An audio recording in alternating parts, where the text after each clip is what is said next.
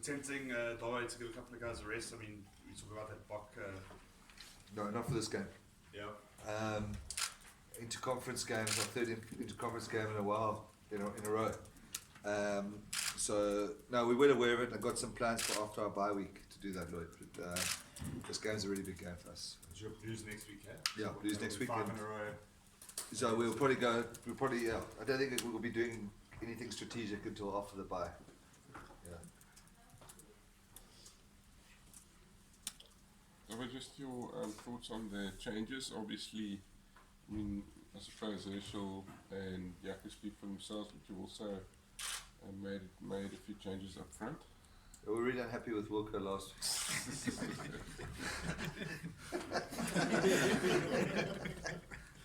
No, listen. The problem that's with those guys. We are going to keep rotating. That was it. Sorry.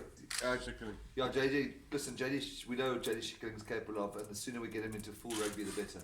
So yes, it's classic progression, isn't it? Off the bench last week for 25 minutes to start this week.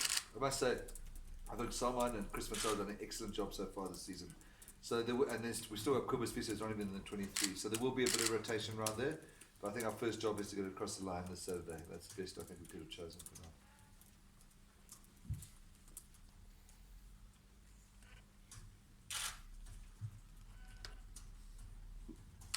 Volko, playing your 50th game this weekend, what does it feel like? Oh ja, dat ga je in Afrikaans doen. Ja. Ja, dus het is een groot eer om 50 weken te gaan spelen. En ik ben ook graag opgewonden voor de naweek. Maar uit. Volker, vir jou belangrik om dit groter te maak, omdat dit is jou laaste seisoen hierso. Ja, ek sien baie uit vir die seisoen. Moet dit eenmaal om te onthou. Just maybe the decision, Wilco, to leave and the response you've got from the guys around you. How difficult was it to take that decision? Just the way your teammates and your coach responded to that decision since then. Ja, ek het weer bietjie gekom want dit was 'n geleentheid vir my gewees en ja, nou gaan ek Harlequins toe want daar's my geleentheid daar en ja, ek sien baie uit, maar dit kom na Junie maand. Ek is hier so om my altyd in die Super Rugby en ja, om my beste te gee vir die Stormers. So ja, ek sien baie uit vir die seisoen en ek is baie opgewonde vir wat voor lê na die Super Rugby, maar vir nou is ek 100% gefokus op die Super Rugby. Dis 'n kompetisie wat nou ons al gee. So en die ouens is ja, ek's hartseer om te gaan, maar ja, ek sien baie uit. Some thoughts on opposition? Have you noticed anything different this year in the way they've been playing, any improvements? No, I haven't noticed anything much different in their playing style. There's a few changes in personnel.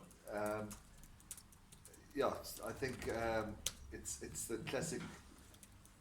If we give them momentum, they run some really good lines with their swing runners and their little tip passes. We've got to take space away from them. They're big. I'm not sure about the athleticism. You know, compared to last year, I think a couple of those forwards like, Lavanini's not there. Yeah, exactly. They're not. They're big and they're aggressive. Where they're as athletic as they were when they got all those good results last year, I'm not so sure that might be the one change we've seen. But we know the physicality is going to be amazing. Yeah. And then having a guy like Jaco who could see it back around the baseline, that'll help. Yeah, well, that's a great point because last year they were, if you rely on the Super Rugby stats, and they had the quickest sort of breakdown correct ball in the competition. So obviously, us having somebody like Jaco, but we haven't really got many out and outs of guys slowing ball down in this union, and Jaco's probably the number one at that. So having him back would be important. We have to take speed of ball away from them because without speed of ball, if they don't get ball speed, then we can get line speed on defence and take away the momentum that they need for those little swings and tricks. Dobby, traditionally, I mean, in the clashes between Stormers and them, there seems to be a big swing from home to away games. Yeah, what do you think is behind that? Where they come? Just your thoughts on that.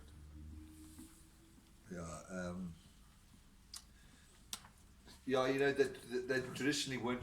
I don't think the Jaguars are known as being good travellers, but their results in New Zealand and Australia the last few years have been extraordinary. So that's obviously something they've managed to managed to change in their own mindset, and I think that they know.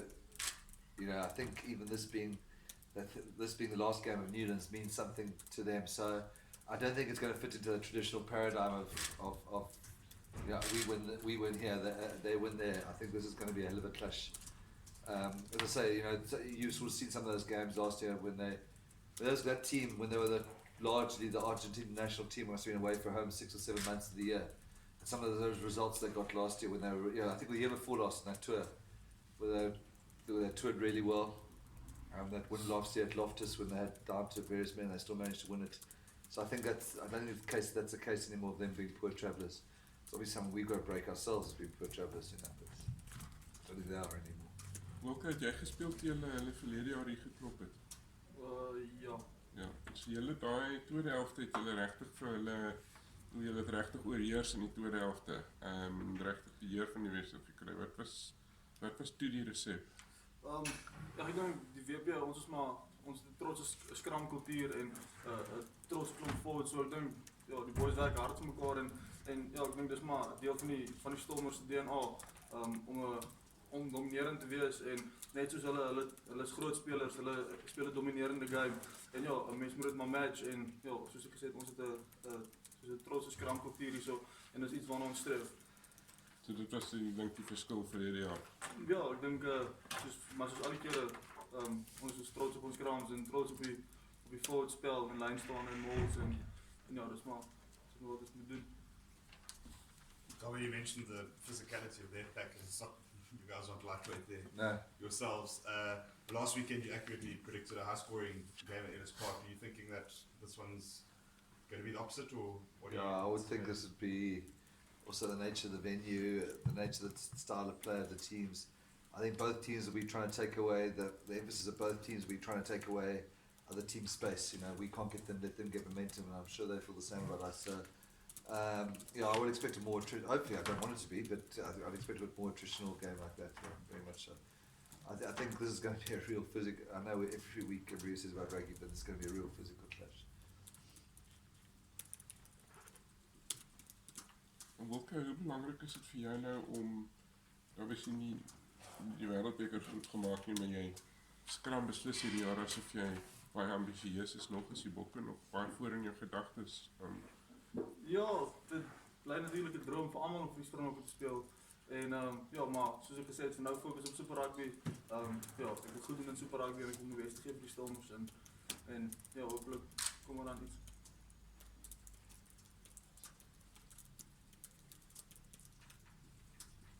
Durban.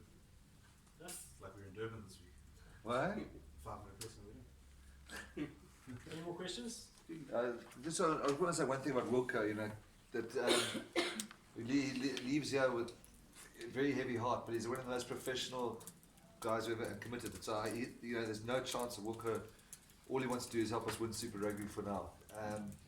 But people must understand, people say, how do we let Wilco go? Obviously, Wilco's got his own plans and ambitions which are important. And given our affection for Wilco, we want to respect those. But at the same time, he literally is too good a prop not to be starting. It's not fair on something like Wilco or France with the other way around. But these guys, do you know what I mean, Wilco? These guys are of the level. This is one of the best props in tighted props in world rugby. It's not about us not matching money or anything like that. It's just, each franchise in South Africa got a really, really good tight head, and it's not fair. It doesn't sit comfortably if Wilco's not going to start or France is not going to start every game, and that's why he goes with our absolute blessing and love. And I know he'll do everything to, he's a real trooper, professional, and everything, and a great tight head. So we're blessed this season. It's a luxury, but it's not a luxury we can afford going forward. It's not fair on the player or either of the players. I could tell what else I said about it. Okay, we'll leave it there. Thanks.